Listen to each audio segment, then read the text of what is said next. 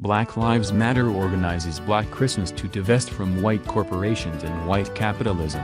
Drive. Melina Abdullah, a professor at California State University Los Angeles, CSULA, who is also a national Black Lives Matter, BLM, leader, is urging allies to support the movement's Black Christmas this holiday season by divesting from white corporations.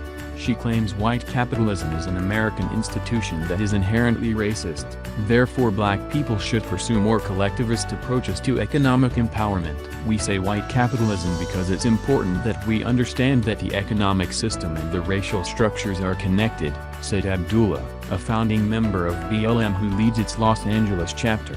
BLM-LA. We have to not only disrupt the systems of policing that literally kill our people, but we have to disrupt the white supremacist, capitalistic, patriarchal, heteronormative system that is really the root cause of these police killings.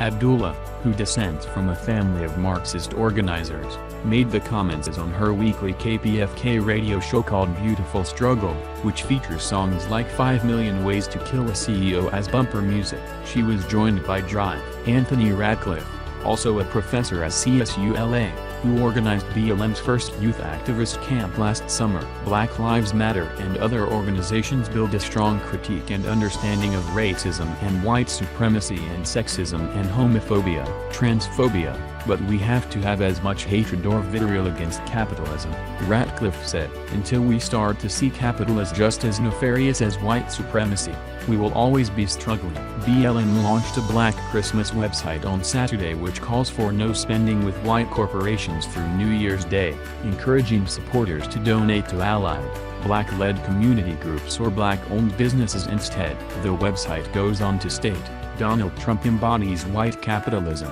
If you are anti-Trump, you should hold back your resources from him and the like. We are socialized to believe that the answer to white oppression is black capitalism, said Abdullah. We don't need any black millionaires and multimillionaires, and we don't need a black Walmart. That doesn't free us. In Los Angeles, BLM activists are organizing around historical, communal economic models that were implemented by free black people during the era of slavery. On the radio show, Ratcliffe and Abdullah spoke of building black mutual aid societies and black co-ops as alternatives to the existing capitalist structure that requires dismantling. In order to get free as a collective, we have to think collectively, said Abdullah. It's not enough for one person to draw profit because that also drains community. It needs to be structured around this idea of collective uplift.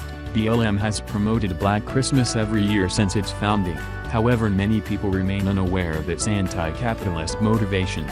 As Drive. Abdullah wrote in the Los Angeles Sentinel, this call is fundamentally tied to Black Lives Matter's mission to end state-sanctioned violence against black people. We know that state-sanctioned violence is rooted in white supremacist capitalism. Since its inception in 2013, Black Lives Matter has recognized the killing of black people at the hands of the police as not simply a question of a few rogue officers, but a part of a system that is built on the backs of black people. We live under a system of white supremacist capitalism that exploits black people as workers and consumers and relies on the police state to secure and maintain its dominance.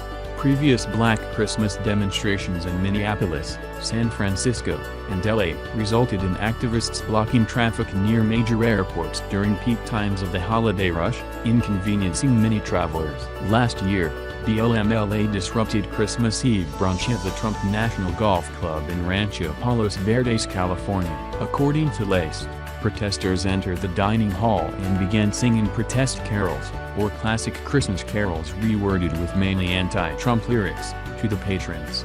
Sadly, now that the malcontents have moved on from trashing Thanksgiving as a racist holiday against Native Americans, they have now gone to the war with Christmas, and since there are only 27 shopping days left to spoil the season for others, they just can't seem to be able to help themselves.